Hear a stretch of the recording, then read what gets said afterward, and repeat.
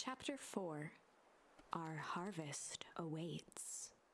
Luca took a deep breath and gingerly opened the door, steeling himself for Gran's wrath.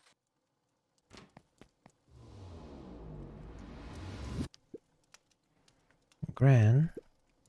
I'm home. Everything's fine. Gran?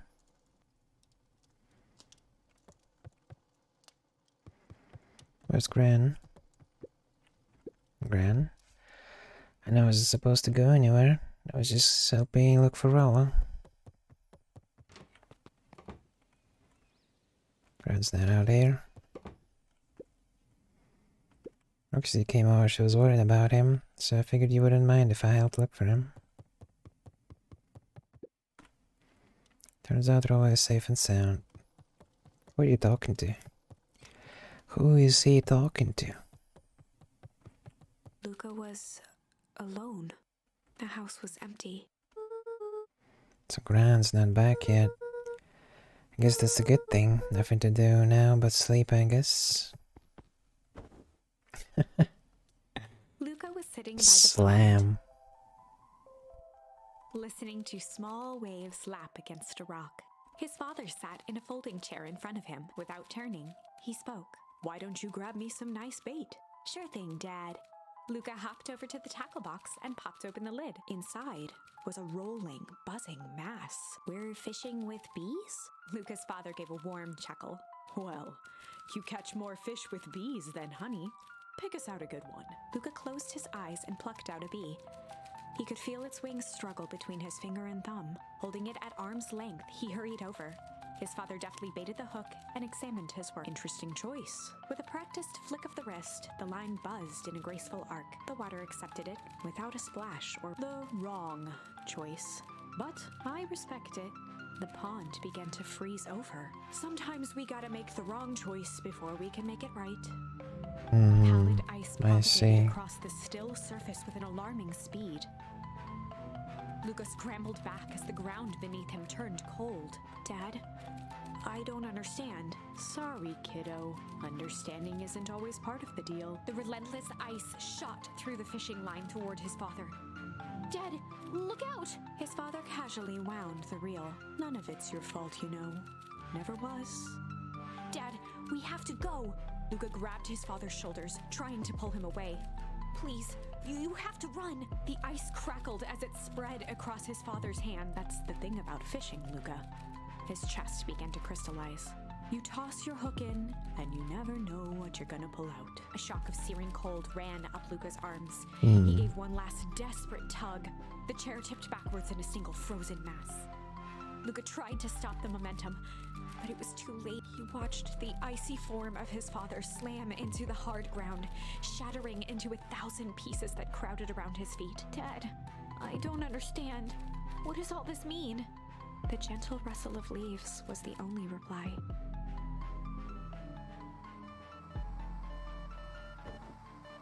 That dream makes way more sense Luca's than eyes struggled to focus on the dreams normally walkie-talkie. do. Rolo. Faintly, he could hear Rollo amongst the noise. Luca. Rolo, is that you? Luca? There? It's the middle of the night. Luca, thank God. Listen, I don't know how long this thing will work down here. Rollo's Down voice here? was coming through more clearly now, but some words were still just static. Uh-oh. Listen to me. Someone grabbed me yesterday.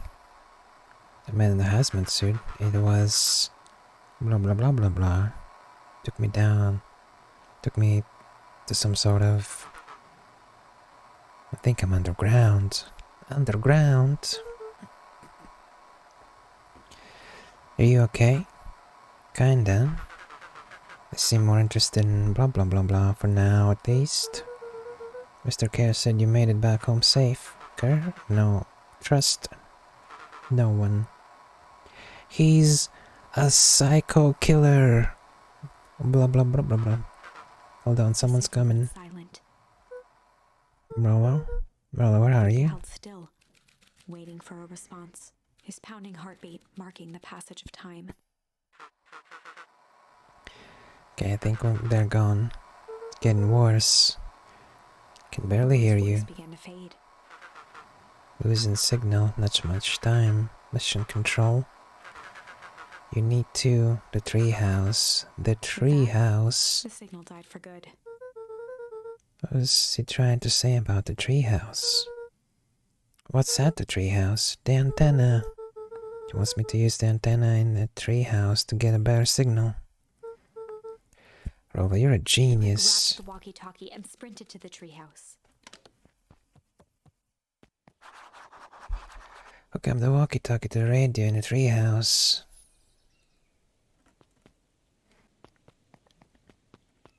Luca heard a group of footsteps approaching. He dashed behind the bushes to avoid being spotted. It's Gran. So, we all understand our roles. You can count on me. Still think we need more time. This wasn't the original plan. Tolliver paused, shifting his eyes to one side. We're all in danger now.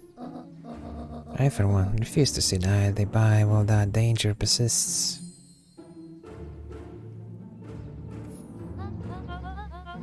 Here I am. You just keep your wits about you. Mr. Tolliver took one long, quiet breath. You're right, you can count on me. I just wish we could have made that deal with Harris Valentine. The resources would have still come in handy. Lisa had no time to contact her after he called this morning. Plans change. How is Luca holding up? He's fine. Shouldn't lose sight of the fact that this is all. I know very well what all of this is for. We have no choice. Operation Sparkplug has a new objective. Are we in agreement? The three shared a determined look. Should you really be discussing this sort of stuff? Just like at some crossroad? We'll reconvene after the festival.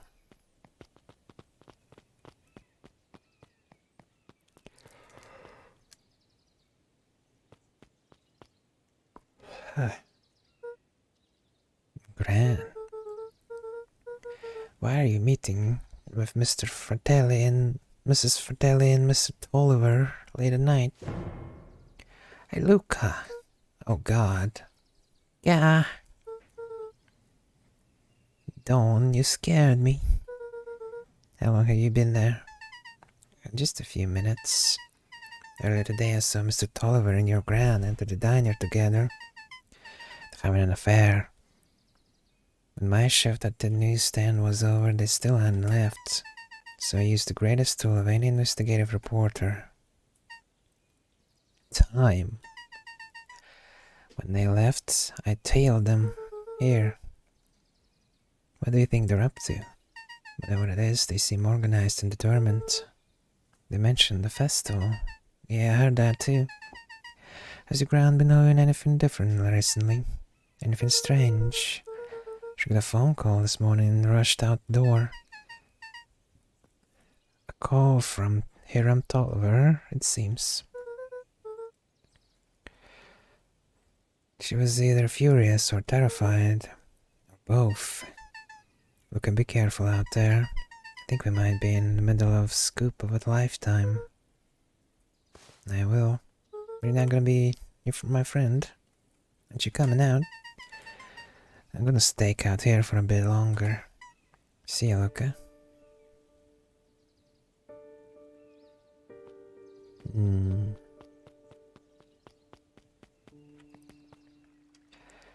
Things are heating up. What you guys doing? What you up to? I did it. Changed the sign. Splendid. Did anyone see you? Don't believe so. You were right. It was simple enough to just rearrange the letters. I'll choose it for a prank, though. In situations such as these, all is good. The boys shared a mischievous grin. Uh-oh. Can't wait for everyone to see the big reveal. It should be quite memorable. Let's make ourselves scarce for now.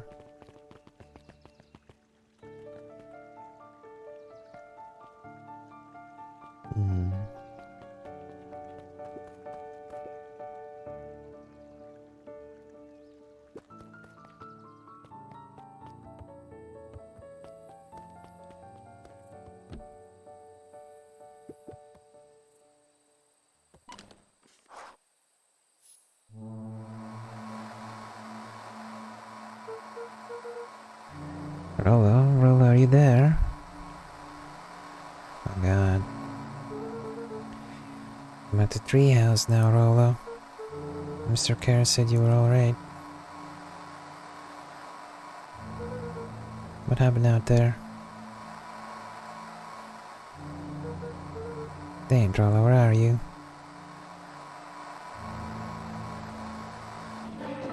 Oh god. Who's there?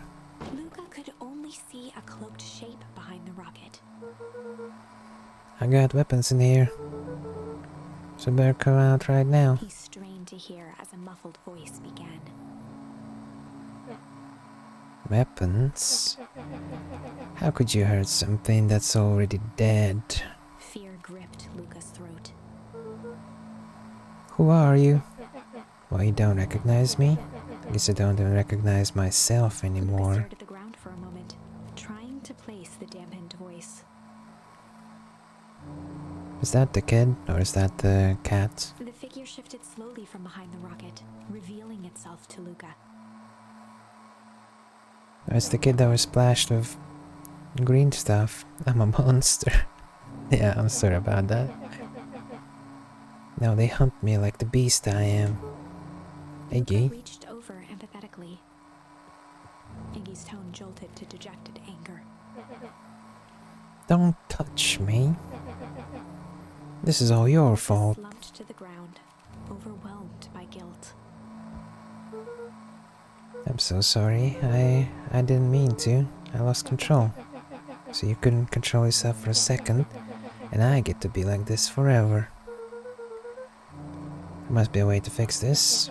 You're gonna be my savior. Perfect little Luca saves the day. With his positive attitude and power of friendship. None of this matters. There's no time. They're after me.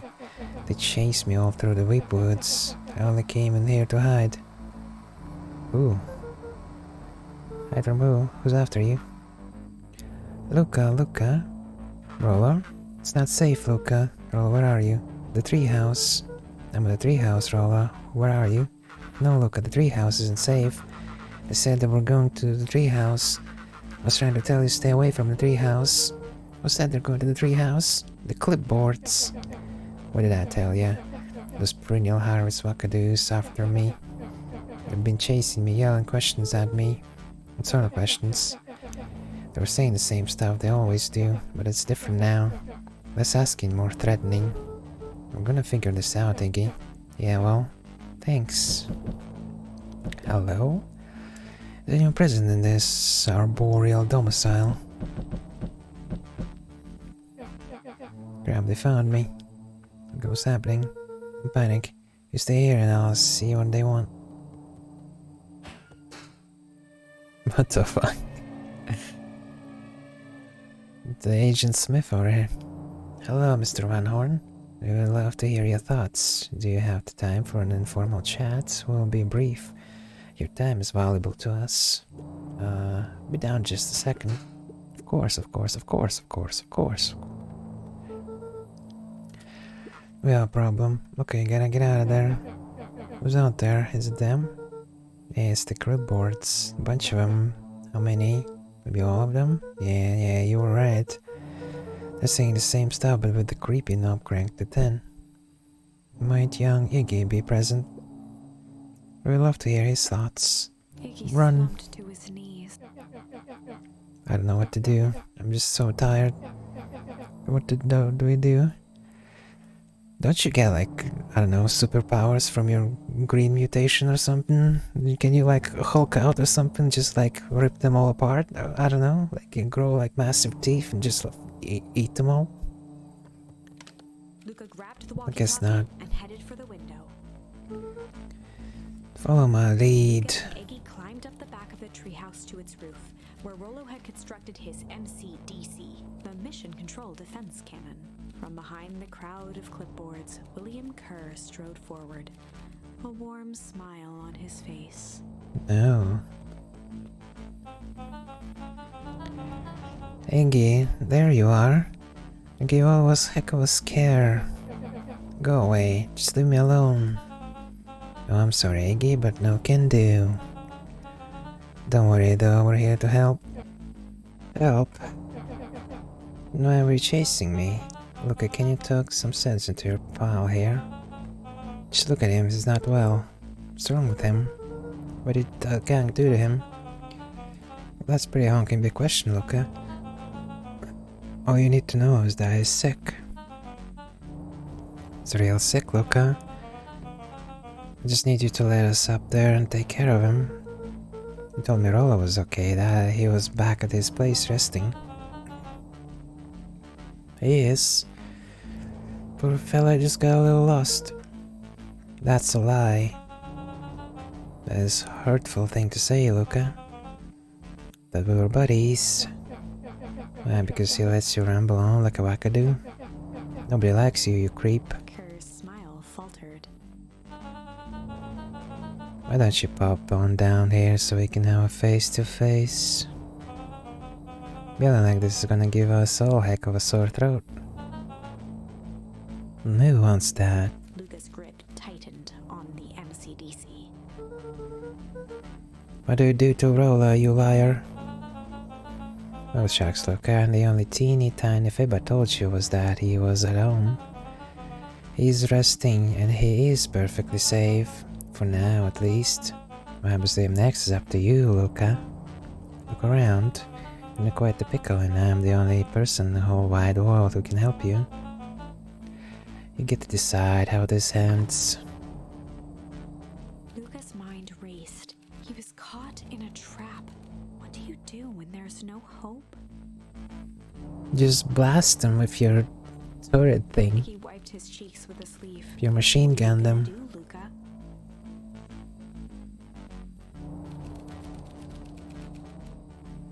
Luca drew himself up and decided to take the only option they had left.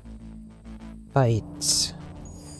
Luca drew himself up and decided to take the only option they had left. Fight. Bang bang, little bitch. He swung the mission control defense cannon around, aiming it confidently at the smirking face of William Kerr.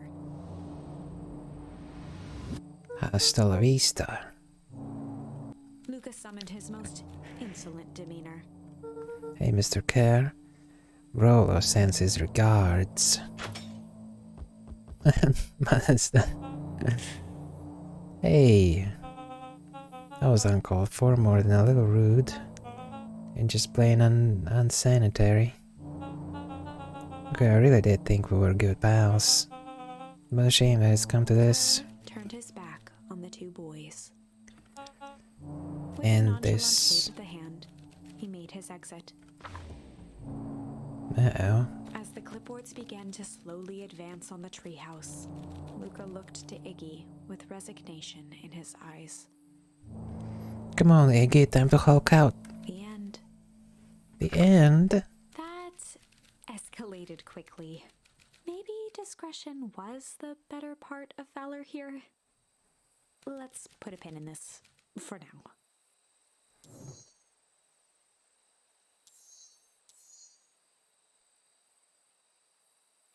These are cool little drawings, by the way.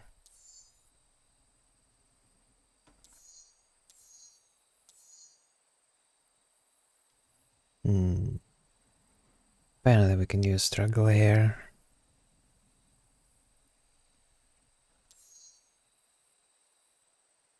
We can use tickle here. Let's try this struggle.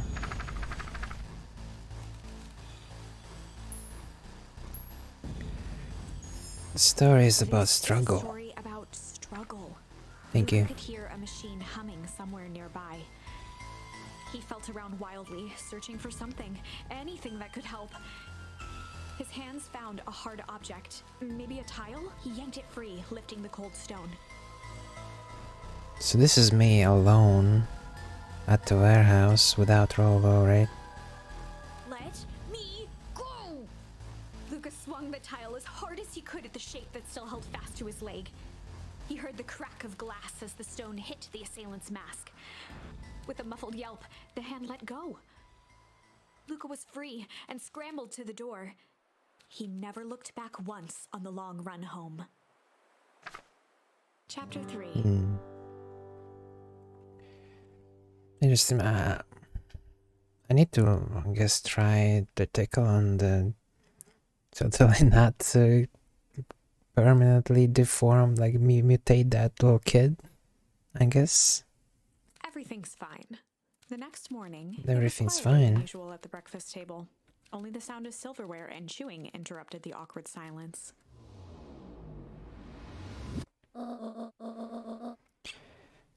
Fearing jar and Mr. Jam last night, so I'll need to get delivered today. Okay, so did you do all this today? Rollo had things to do, so I just sort of poked around town. I set the jam down by the front door. There's 2 batches to drop off. One for Mr. Tolliver, one for Mr. Tolliver at the Bag and Wag. Okay. One for Mrs. Fartelli at the diner. Oh, and Mr. Nuncreed? He said he wanted some more. I suspected as much. Yeah, he seems to have taken a particular interest in my jam. Oh my god, get a room! There's some extras in the basket for the enthusiastic gentleman. Oh god. Some special jam for Mr. Nuncreed. Special jam. Special granny jam. Just make sure Fratelli and Tolliver gets the ones on top. No problem. Off with you now while the day is still young.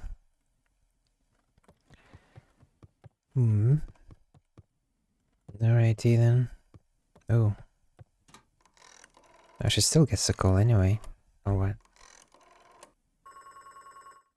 Or is she making a call? And Juniper Hartford.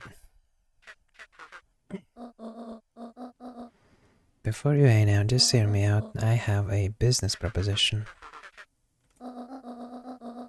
The simple matter is we both have the same problem that needs solving. Very well, we can meet tonight.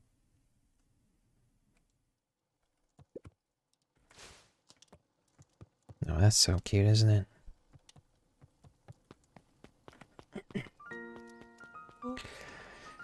Rollo. Okay, sorry about yesterday, Roxy can be so annoying. The good news, no more boring chores for me today. Did you make it to the old Valentine warehouse? So, what did you find? Give me the dirt.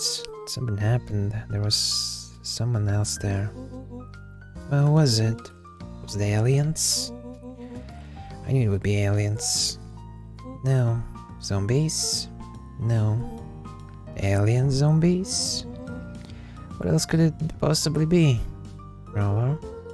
Gotta deliver these into town first. We can catch up after. Oh, is it a whole thing? It sounds like a whole thing. Yeah, we shouldn't talk about it here. Meet me at the tree house tonight. Do I retain memories of my past life? Probably don't, do I? Not sure when this tree house that you speak of. Say, meet me at Mission Control. Where is that, Space Cadet? Alright. Let's deliver my jam to people.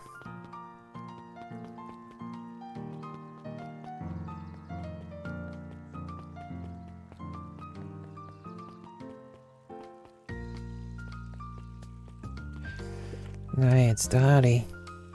Mr. Wilder. I trust you have time to chat. Eris Valentine, oldest of Sharper Valentine's children, and heir to the Valentine fortune, had a way of making questions seem like demands. Certainly. What seemed to be the problem? Mr. Wilder had learned to assume that if he was hearing from Eris, it was because she had taken issue with something he had put in the paper. Is it she or he? I still don't know. I think it's a she then, right? Who about noticed that the front page of this morning paper was consumed with stories about this silly festival? Well, yes, this is the news of the day, but there was no mention of the museum, nor the foundation through which it was endowed. I'm sorry, Miss Valentine, my readers are more so interested in this town's future than any one family in particular. There was a time, Mr. Wilder, when the goings-on of my family was the only thing this town cared about. Well, things change, ma'am. You know, change is dangerous. If you finish that thought, I will make that monocle a permanent fixture of your anatomy. The fuck? It's just threatening with violence? Casually? Okay. Didn't give you the impression this conversation was finished. Mr. Wilder averted his gaze and began to polish his monocle. Well, good day, Mr. Wilder. Damn. Thought she was a hottie. Or he. No, I don't think so anymore. Anger from the past, mistakes not yet made, and glimmering hope for the future. He carried them all in equal parts everywhere he went. Oh heavens, what a burden to bear. So, you jam this way? To the diner?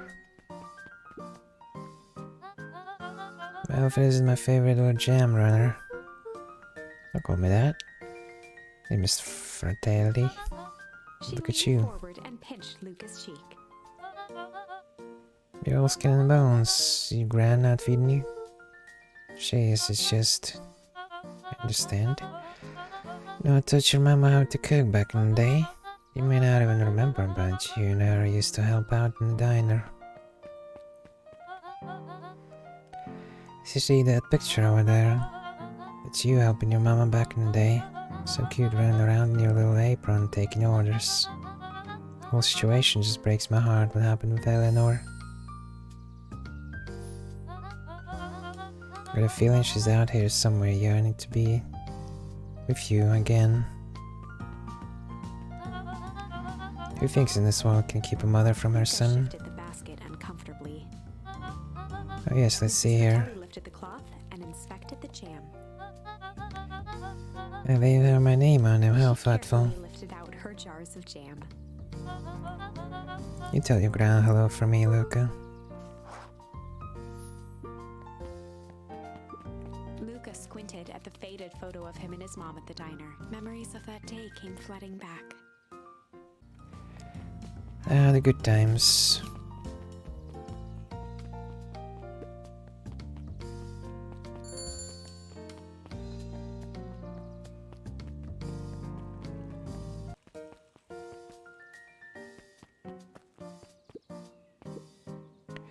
How do you keep the ice cream cold? Keep them on ice. Where do you get the ice from? I know some are cold. Do you keep some are cold? Look, Barrett, do you want some ice cream or not? No, I'm good. He doesn't want ice cream. No, I think this is the Mr. Huddled at his counter, Hiram Tolliver Tolliver. was meticulously shining apples. More accurately, Hiram Tolliver was meticulously shining one apple. Ooh. With a yelp, Mr. Tolliver fumbled the apple, flailing at the air as it fell. Oh, sorry. No bother, no bother. He leaned forward and lowered his voice. I see you have something for me. Yeah, Gran had some jam I'm supposed to give you. Leaned in a bit further. Jam? Mr. Tolliver leaned back, speaking loud enough for anyone to hear. Ah, yes, the jam. Thank you so much for delivering this jam to He me. reached forward and snapped up the jars of jam, giving Luca a little wink. Where did she put in the jam, dude? Just put it on my store shelves post haste. Okay, I should finish my deliveries, of course, of course. He leaned in for a final whisper. Of course. What's in the jam, dude? It's the Glock. Some ammo. Okay, pervert. Here's your old granny jam. Get some jam for you, Mr. Nuncred. Okay, you seem chipper. Well, aside from being on delivery duty, it's nice a day. It's a nice day. Luca for a moment, then nodded in agreement. It's a nice day, isn't it? So do you want your jam? Alright. Usually Juniper drops those off herself. I guess she's busy today. You know, this is my last delivery for the day. Oh, in that case, Snatched the basket from Luca. I'll hold on to the basket until the next time I see your gran. You sly dog, you. Hey, you. Anchovies or pineapple? Don't think. Just answer. Pineapple. Why? How old are you? 12. Perfect, follow me. Who are you? I know I never tell you ask too many questions. Just try to keep up, okay? What just happened? Well, sorry, this is my new friend that I haven't made friends yet. Hey, what a crazy coincidence. Here's my new friend I was just telling you about. Oh, that's wonderful. Yep, we just hit it off. Oh, really? Get this, his favorite pizza topping in the whole world is pineapple. Oh, what's your new little friend's name? Beck locked eyes with Luca. The look on her face was equal parts expectant and desperate. Luca Van Horn, nice to meet you. I'm Nelly and this is Iona. Iona? We're Beck's gave Luca parents. a quick nudge. Hey, Beck told me about you all. Already feels like we've known each other for years. So you both can stop obsessing about me making friends. Oh, darling, we never doubted you. I use it for children with fewer than 5 close friends. The probability of starting development doubles. But 1 down, 4 to go, I guess. But all it means is that we just want this move to be as easy on you as possible. You can relax. A friend has been friended. This calls for a celebration. Look, you must join us for dinner tonight. Dinner? Well, another coincidence. I actually already asked him today and he said he would love to. It's just wonderful. In that case, I should pick up some groceries.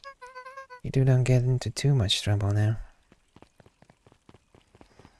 I wish making friends was so easy for me. I can't believe that worked. Thanks a ton. You're welcome. I owe you one. Most are great and all, but they can be a bit much sometimes. Our house is a little cottage next to that big mansion place. Wait, you live on the Valentine estate? Yeah, that's the spot. Meet me by their big creepy gate. Don't be late. Or I'm back to square one on the whole friend grift. Great, see you there. Get back at the big creepy gates.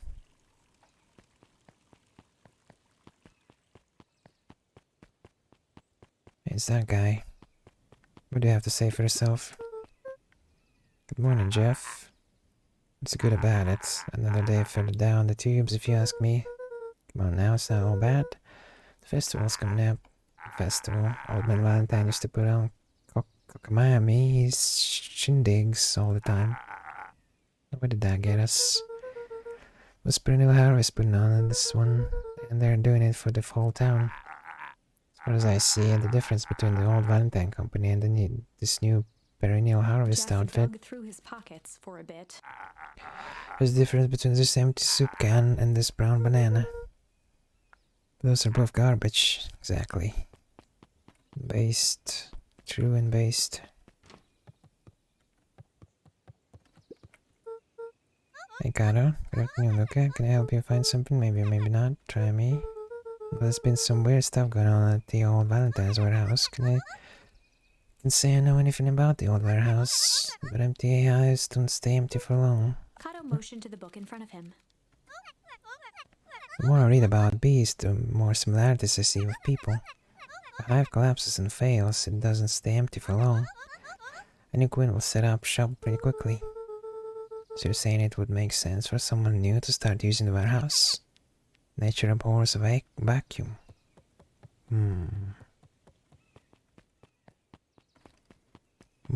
So you're saying the holes must be filled. Oh there, little buddy. What brings you to this neck of the woods? Oh, I was just wandering around a bit. Wondering how wonderful children and their wonderful wandering. Oh, to be young. Anyways, I can't let you pass just now. Top secret business that way. Mr. winked with a wry smile. I'm just yanking your chain. Renal Harris is just making a few improvements. He gave Luca an energetic thump on the shoulder. Better head home now. Our harvest awaits.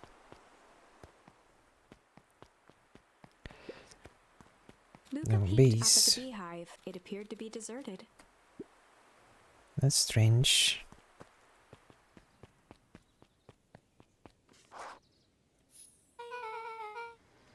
So who all lives in the house? Paris and Gus Valentine grew up there, and Solomon moved in a few years back. Creepy little kid in the west. Sounds like the one. Just 3 people live in that huge thing. But a bunch of shady stuff happens all the time in a place like that. But really, the Valentines pretty much keep to themselves. So it's empty and boring. Pretty much. What a waste. Mom says that it used to be way busier back before Sharper died. Before the foul harvest. It looks like the 5th time someone mentioned this foul harvest thing, and you all used that same ominous tone. Eventually they're going to explain to me how that harvest got all fouled up. We can't keep my parents waiting anymore. This way.